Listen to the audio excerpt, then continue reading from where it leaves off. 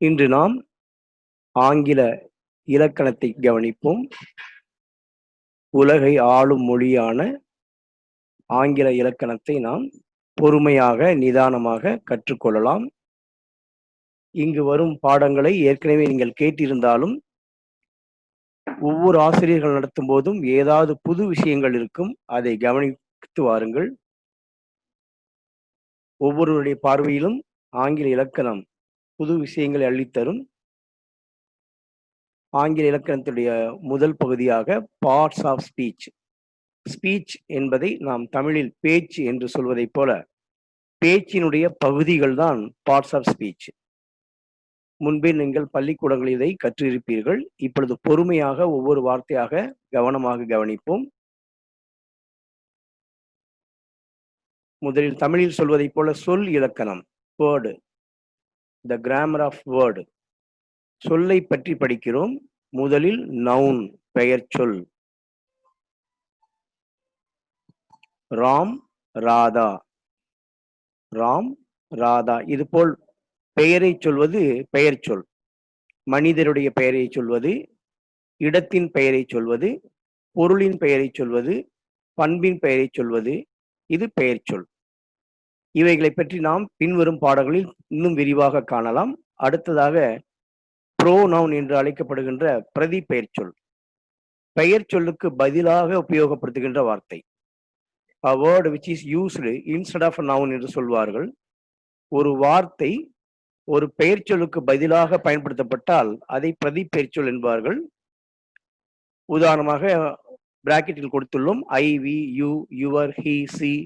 இது போல் குறிப்பாக 30 பிரதி பெயர் சொற்கள் உள்ளன. இந்த 30 பிரதி பெயர் சொற்களையும் மாணவர்கள் தமிழில் கேட்டால் ஆங்கிலத்தில் சொல்லும் வண்ணமாக நன்கு பயிற்சி பெறுவது ரொம்ப ரொம்ப முக்கியம். அடுத்ததாக பெயர் சொல் வகையை சார்ந்த உரிச்சொல், இதை பெயர் உரிச்சொல் என்றும் சொல்வார்கள். பெயர் சொல், பிரதி பெயர் சொல், உரிச்சொல், இந்த மூன்றும் பெயர் சொல் சம்பந்தப்பட்டது. உரிச்சொல் பெயரை சார்ந்து வரும் சொல். நல்ல, குட், கெட்ட, பேட், உயரமான, டால், குட்டையான, ஷார்ட். இது போல உரிச்சொல் பெயரை பற்றி சொல்வது. A word which tells something about the noun என்று சொல்வார்கள். A word which tells something about the noun என்று சொல்வார்கள். அது adjective. adjective அல்ல, adjective என்று உச்சரிக்க வேண்டும். அடுத்ததாக வினைச்சொல் verb. அது பேசுதல், ஸ்பீக், கற்றுக்கொள்தல், லேர்ன், போ, கோ, வா, கம் என்பதை போன்றிருக்கும் வினைச்சொல். ஒரு வாக்கியத்தினுடைய முக்கியமான வார்த்தையை வினைச்சொல் தான். ஆக்ஷன் வேர்டு என்று சொல்வார்கள். அடுத்ததாக ஆட்வர்ப், வினை உரிச்சொல். ஒரு செயல் எப்படி நடந்தது என்பதை சொல்வது. அவன் நன்றாக கற்றுக்கொண்டான், நன்றாக, வெல். அவள் தெளிவாக எழுதினாள், she wrote legibly என்பார்கள். தெளிவாக, legibly. லீ வருவதெல்லாம் ஃபெய்த்ஃபுல்லி, சின்சியர்லி, இவைகள்லாம் வினை உரிச்சொல். வினையை சார்ந்து வரும் சொல் வினை உரிச்சொல். Ad plus verb adverb. அடுத்ததாக முன்னிடை சொல். இன், ஆன், அட் என்று சின்ன சொற்கள் 2 எழுத்து 3 எழுத்து சொற்களாக வரும். A small word placed before the noun or pronoun என்பார்கள். முன்னிடை சொல், அதை ப்ரீபொசிஷன் என்பார்கள். ப்ரீபொசிஷன் அல்ல, ப்ரீபொசிஷன் என்று சொல்வார்கள். அடுத்ததாக இடைச்சொல் கன்ஜங்ஷன். 2 வாக்கியத்தையோ 2 வார்த்தைகளையோ இணைப்பது. அண்ட் அல்லது பிகாஸ் அல்லது ஆர், இவை போன்ற சொற்கள் இடைச்சொற்கள். அடுத்து வியப்பு சொல் அல்லது உணர்ச்சி சொல் என்பார்கள். உணர்வு சம்பந்தப்பட்ட சொல் இன்டர்ஜெக்ஷன் என்பார்கள். ஹே, அலாஸ், ஐயோ, ஆஹா, ஊஹு அப்படின்னு சொல்வது இன்டர்ஜெக்ஷன். இந்த 8 சொற்கள் தான் ஆங்கிலத்தினுடைய வாக்கியத்தை உருவாக்க பயன்படுத்தப்படுகின்றன. 8 சொற்கள். தமிழிலே 4 என்பார்கள். பெயர் சொல், வினைச்சொல், உரிச்சொல், இடைச்சொல் என்று 4 சொற்கள் வகைப்படும் என்பார்கள் தமிழில். ஆங்கில மொழியில் 8 சொற்கள் உள்ளன. Noun, pronoun, adjective, verb, adverb, preposition, conjunction, interjection. இவைகளை முறையாக மனதில் பதிவைத்துக் கொள்ள வேண்டும். இந்த சொற்கள் தான் ஆங்கிலத்தை ஆளுகின்றன. இவைகளை மேலோட்டமாக நாம் பார்த்துள்ளோம். இவைகளை விரிவாக பார்க்க போகிறோம். அடுத்ததாக இந்த 8 சொற்களில் மிக மிக முக்கியமான சொல் verb. அதை பார்க்க போகிறோம். அதுக்கு முன்னால் உங்களை ஊக்கப்படுத்தும் வகையிலே ஒரு quiz. How to say in English? எப்படி சொல்வார்கள்? இன்றைய காலகட்டத்தில் வெளியே யாராவது இருந்தால் சொல்வார்கள், ஊர் சுத்தாத, வெளியே போகாத, ஊர் சுத்தாதப்பா என்று போலீஸ்காரர்கள், அம்மா அப்பா எல்லோரும் சொல்லுகிறார்கள்.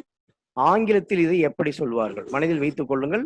பாடத்திற்கு நடுவே உங்களை உற்சாகமூட்டும் வகையில் இது போல குவிஸ் வந்து கொண்டே இருக்கும். ஊர் சுத்தாதப்பா அப்படிங்கிறத எப்படி இங்கிலீஷில் சொல்லுவாங்க? சிந்தித்து வையுங்கள். பின்னால் அதற்கான விடைகளை பார்ப்போம். அடுத்ததாக verb, வினை சொல், மிக முக்கியமான சொல். அந்த சொல் தொகுதியில் சொல் இலக்கணத்தில் ஆங்கில சொல் இலக்கணத்தில் மிக முக்கியமான வேர்டு என்றால் அது verb. வெர்ப் அல்ல, வெர்ப் என்று உச்சரிக்க வேண்டாம், verb. ஏனென்றால் வெர்ப்னு தமிழ்ல சொன்னாலே ரொம்ப வெறுப்பா இருக்கும். அதனால verb என்று சொல்லணும், verb என்று சொல்ல வேண்டும். verb 2 பிரிவுகளாக பகுக்கப்படுகிறது.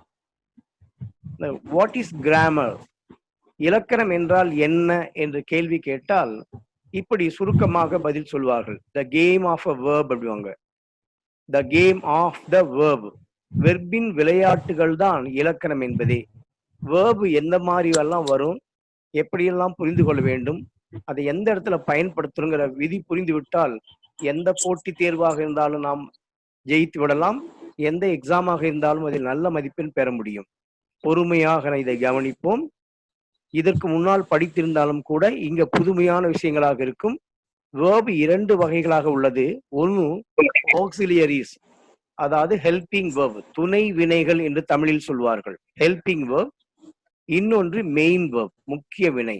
ஹெல்பிங் verb துணை வினை, முக்கிய வினை, 2 பிரிவுகளாக இருக்கிறது. முதலில் அதை நன்றாக மனதில் பதிவு வைத்துக் கொள்ளலாம். அது என்னவென்று பார்க்கலாம். துணை வினைகள் auxiliaries என்று சொல்வார்கள். auxiliaries துணை வினைகள். இதற்கு இன்னொரு பெயர் ஹெல்பிங் verbs என்பார்கள். அது 2 டஜனாக, அதாவது 24 உள்ளன. 24 துணை வினைகள் உள்ளன. ஒன்று ஆம். ஆம் என்று படித்தால் மட்டும் போதாது, அதனுடைய தமிழ் அர்த்தம் நமக்கு நன்றாக தெரிய வேண்டும். இருக்கிறேன், ஐ அம், நான் இருக்கிறேன், ஐ அம் ஹியர், நான் இங்கே இருக்கிறேன் என்ற அர்த்தம். அடுத்தது இஸ். இதற்கு 4 அர்த்தங்கள் உள்ளன. இருக்கிறான், இருக்கிறாள், இருக்கிறது, இருக்கிறார். 4 அர்த்தங்கள் உள்ளன. உதாரணத்துக்கு அவன் இருக்கிறான், அவள் இருக்கிறார், அது இருக்கிறது, அவர் இருக்கிறார். இங்கிலீஷ்ல சொல்றதா இருந்தா he is, she is, it is, he is. இருக்கிறான், இருக்கிறாள், இருக்கிறது, இருக்கிறார். 4 அர்த்தம் மட்டும்தான் உள்ளது. இதை தாண்டி வேறு அந்த அர்த்தமும் இல்லை. நன்றாக மனதில் பதிய வைத்துக் கொள்ள வேண்டும். தெளிவாக பதிய வைத்துக் கொண்டால்தான் ஆங்கிலத்தை இலக்கண சுத்தமாக தவறுகள் இல்லாமல் இன்னொருவர் கேலி செய்யாதபடி ஆங்கிலம் பேச முடியும். எந்த மாதிரியான மொழிபெயர்ப்பாக இருந்தாலும் தமிழில் இருந்தால் அதை ஆங்கிலத்தில் மொழிபெயர்க்கும் திறன் நமக்கு இருக்கும். அடுத்தாக ARER, ஆர். இதை ஏர்னு உச்சரிக்காம ஆர் என்று உச்சரிக்க வேண்டும். இதுக்கு அர்த்தம் இருக்கிறாய், நீ இருக்கிறாய், நாங்கள் இருக்கிறோம், அவர்கள் இருக்கிறார்கள், அவர்கள் இருக்கிறார்கள், நீங்கள் இருக்கிறீர்கள், அவைகள் இருக்கின்றன. மறுபடியும் பார்ப்போம். இருக்கிறாய், இருக்கிறோம், இருக்கிறீர்கள், இருக்கிறார்கள், இருக்கின்றன. 5 அர்த்தம் உள்ளது. தமிழில் நமது விரல்களைப் போல நமக்கு 10 விரல்கள் போல 10 சப்ஜெக்ட் உள்ளது. 10 சப்ஜெக்ட் நம்ம பார்க்கலாம். ஃபர்ஸ்ட் பர்சன்ல நான், நாங்கள் 2, செகண்ட் பர்சன்ல நீ, நீங்கள் 2, தேர்ட் பர்சன் சிங்குலர்ல அவன், அவள், அது, அவர் 4, தேர்ட் பர்சன் ப்ளூரலில் பன்மையில அவர்கள், அவைகள், மொத்தமாக 10 உள்ளன. இலக்கண விதிகள்ல எந்த வேர்பாக இருந்தாலும் அதற்கு 10 மீனிங், 10 அர்த்தம் வரும். இதிலும் பாருங்கள், ஆம் என்றால் 1 அர்த்தம், இஸ் என்றால் 4 அர்த்தம், ஆர் என்றால் 5 அர்த்தம். தெளிவாக புரிந்து கொண்டால் எந்த வாக்கியமாக இருந்தாலும் உங்களால் மொழிபெயர்க்க முடியும்.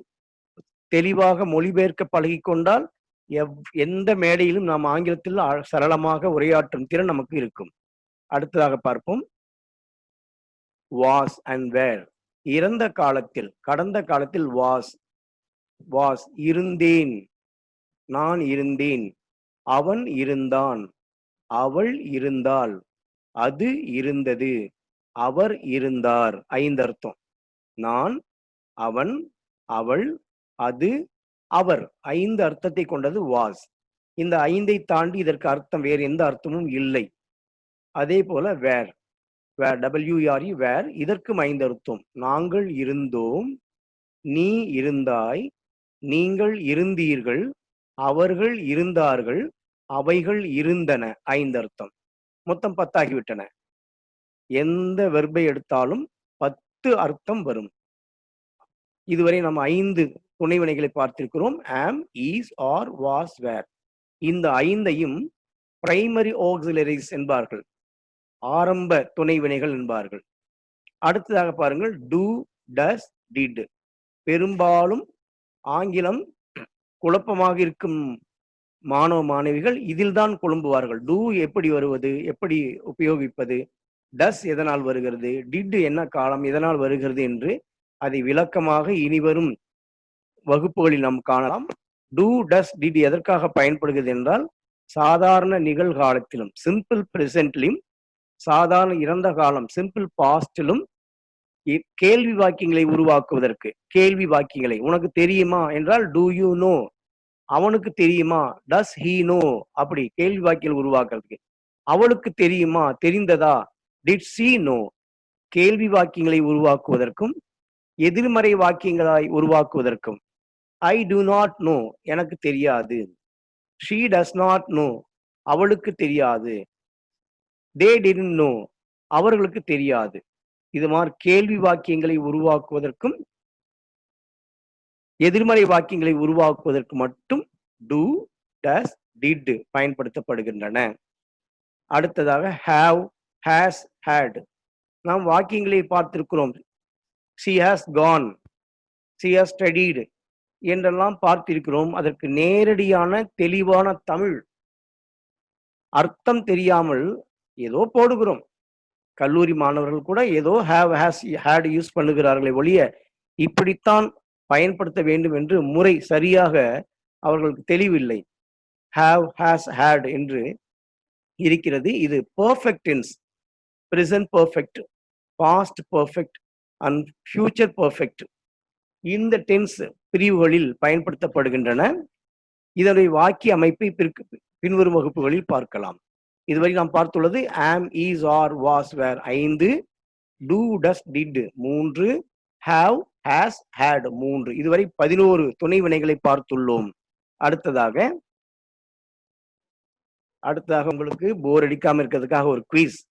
இதற்கு முன்னால் நாம் ஊர சுத்தாத அப்படிங்கிற குவிஸ் பார்த்தோம். How to say in English, எப்படி சொல்றது. தர்மடி, இந்த ஊரை சுத்த வெளியே போனா போலீஸ் தர்மடி அடிக்குது. தர்மடி என்பதை ஆங்கிலத்தில் எப்படி சொல்வார்கள்? பல பேருடைய நாக்கு சொல்லுது பாரு, எனக்கு தெரியும் எனக்கு தெரியுங்கிறீங்க. பரவாயில்ல, எவ்வளவு பேர் தெரிஞ்சிருக்கிறீங்க. அடுத்தது ஒண்ணு பாருங்க, how to pronounce the word CHAOS. இந்த வார்த்தையை எப்படி உச்சரிப்பது? இதனுடைய உச்சரிப்பு வித்தியாசமாக இருக்கும். இந்த வார்த்தையை எப்படி உச்சரிப்பது? தர்மடி என்றால் என்பதை ஆங்கிலத்தில் எப்படி சொல்வார்கள்? இந்த CHAOS என்ற வார்த்தையை எப்படி உச்சரிப்பது? இது குவிஸ். மனதில் வைத்துக் கொள்ளுங்கள். இதனுடைய பதில்களை நீங்கள் வாட்ஸ்அப்பாக எங்களுக்கு அனுப்பலாம். இதுவரை இதற்கு முன்னால் நாம் 11 துணை வினைகளை பார்த்தோம். இப்பொழுது மாடல்ஸ், மூடு பிளஸ் ஆக்சிலரிஸ் என்பதைத்தான் மாடல்ஸ் என்பார்கள். மனநிலை சம்பந்தப்பட்ட துணை வினைகள் ஆங்கிலத்தில். இதில் நிகழ்காலத்தில் கேன், இறந்த காலத்தில் could. Can, could. Shall, should. Shall, should. Will, would. Will, would. May, might. May, might. இந்த மஸ்டுக்கு மட்டும் ஒரு ஜோடி கிடையாது, தனியாக இருக்கிறது. இதில் மொத்தம் 9. இந்த கேன் என்றால் என்ன அர்த்தம்?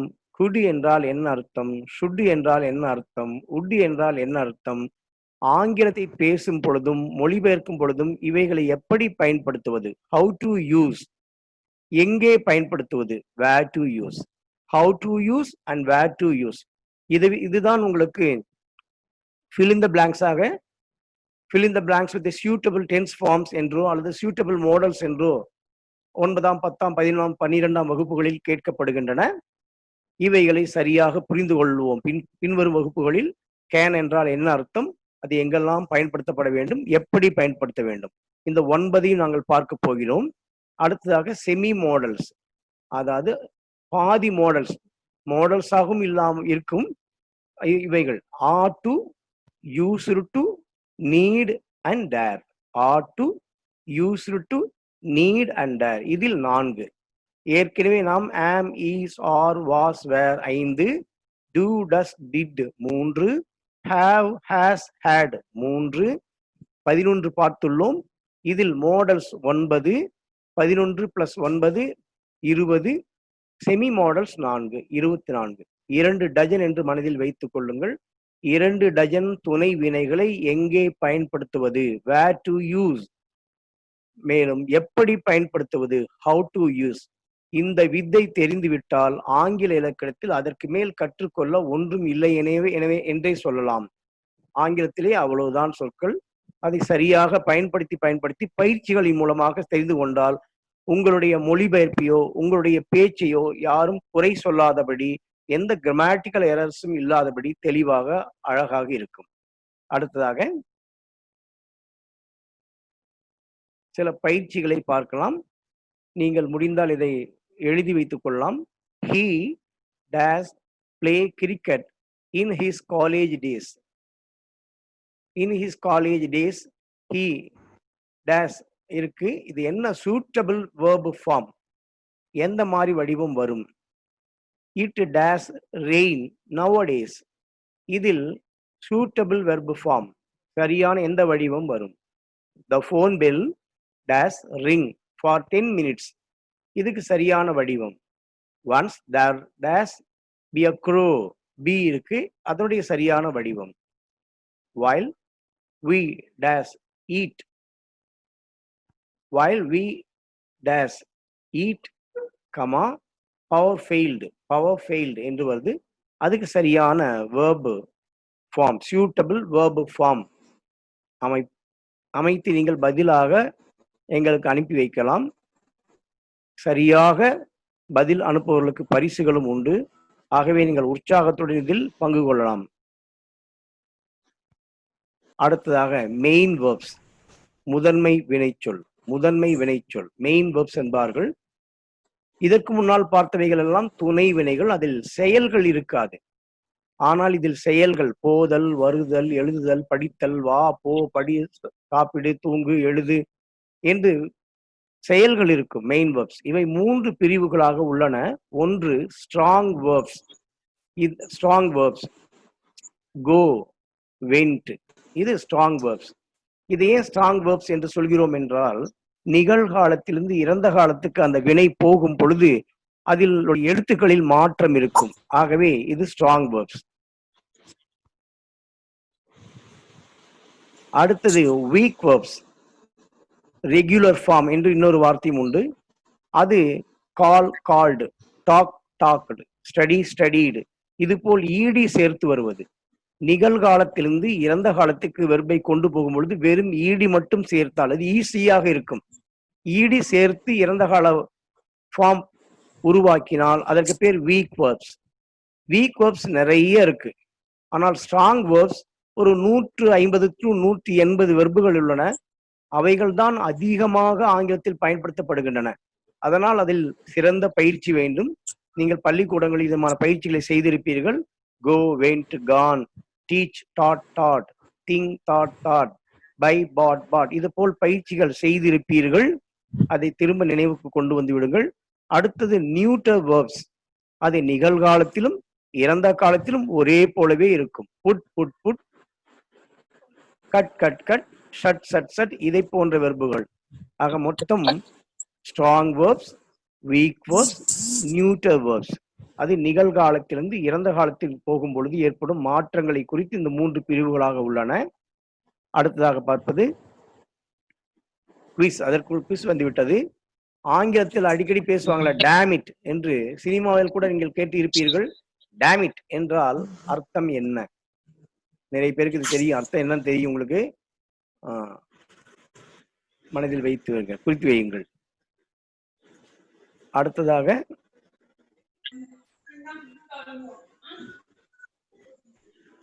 மேலும் 6 வடிவங்களை கொண்டது. 6 ஃபேசஸ். முருகனுக்கு 6 வடிவங்கள் உள்ளதை போல வினை சொற்களுக்கும் 6 வடிவங்கள் உள்ளன. அது go, goes, went, gone, going, will go 6 வடிவங்களாக உள்ளன. ஒவ்வொரு வடிவத்திற்கும் சரியான அர்த்தத்தை நாம் கவனிப்போம். மிகச் சரியான இந்த அர்த்தத்தை நன்றாக கவனித்துக் கொள்ளுங்கள். கோ என்றால் போ என்று அர்த்தம் மட்டுமல்ல, அதை தாண்டி நான் போகிறேன், நாங்கள் போகிறோம், நீ போகிறாய், நீங்கள் போகிறீர்கள், அவர்கள் போகிறார்கள், அவைகள் போகின்றன. இது போல் 6 அர்த்தங்கள் உள்ளன கோ என்றால். இந்த அர்த்தங்கள் உங்களுக்கு சரியாக நன்றாக மனதில் தெரிய வேண்டும். உதாரணத்துக்கு கம் என்றாலும் வருகிறேன், வருகிறோம், வருகிறாய், வருகிறீர்கள், வருகிறார்கள், வருகின்றன. இந்த 6 அர்த்தங்கள் உள்ளன. ரீட் என்றாலும் படிக்கிறேன், படிக்கிறோம், படிக்கிறாய், படிக்கிறீர்கள், படிக்கிறார்கள், படிக்கின்றன. 6 அர்த்தம் தெளிவாக மனதில் வைத்துக் கொள்ள வேண்டும். ஏனென்றால் வார்த்தைக்கு வார்த்தை மொழிபெயர்ப்பு செய்யும் பொழுது இலக்கண பிழை இல்லாமல் எழுத வேண்டும் என்றால் தமிழில் தெளிவாக இருக்க வேண்டும். நாம் நம் மொழியில் தமிழில் தெளிவாக இலக்கணம் தெரிந்து வைத்திருந்தால் மற்ற மொழிகளான ஆங்கிலமாக இருக்கட்டும், ஹிந்தியாக இருக்கட்டும், அதில் நாம் மேதையாகி விடுவோம். அடுத்தது பாருங்க, நிகழ்காலத்தில் இன்னொரு வடிவம் கோஸ். கோஸ், கம்ஸ், டேக்ஸ், ரைட்ஸ் அது போல இருக்கும். அது 3rd person சிங்குலர், படற்கை ஒருமையான அவன், அவள், அது, அவர் இந்த சப்ஜெக்டுகளுக்கு மட்டுமே பயன்படுத்தப்படுவது. உதாரணத்துக்கு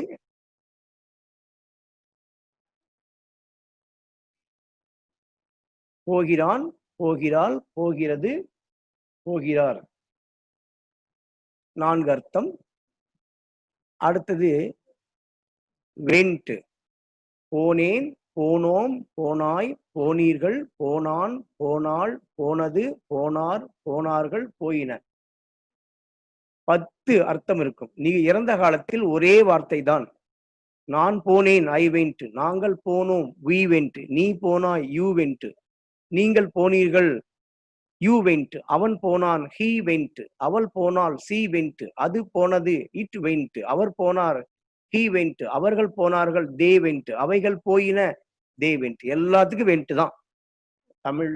அப்படி பார்க்கும்போது ஆங்கில இலக்கணம் தான் ரொம்ப ஈஸியானது. அடுத்த வடிவம், அடுத்தது ஷால் கோ அல்லது வில் கோ. ஷால் கோ என்றால் நான் போவேன், நாங்கள் போவோம் என்று 2 அர்த்தம் மட்டுமே.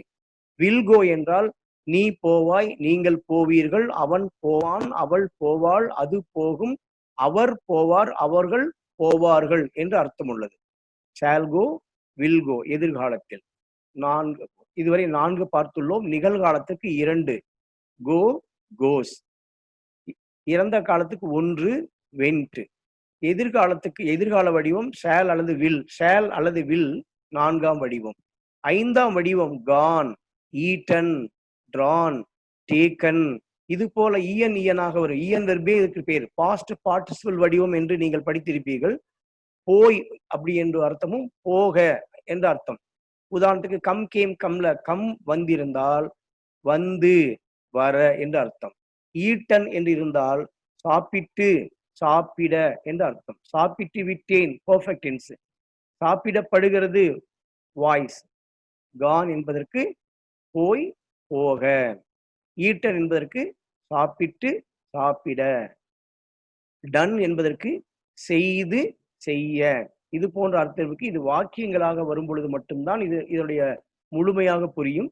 அடுத்தது ஐஎன்ஜி வெர்ப் எல்லாருக்கும் தெரியும். கோயிங், கம்மிங், ரீடிங், ரைட்டிங் இது போல் இருக்கும். இதற்கு போய்கொண்டு, வந்து கொண்டு, எழுதி கொண்டு, படித்து கொண்டு, சாப்பிட்டு கொண்டு என்ற அர்த்தம். போதல், வருதல், எழுதுதல், சாப்பிடுதல், டல் தல் என்ற அர்த்த தொழிற்பெயர் என்று சொல்வார்கள் தமிழில். ஜெரண்டாகவும் இது வரும்.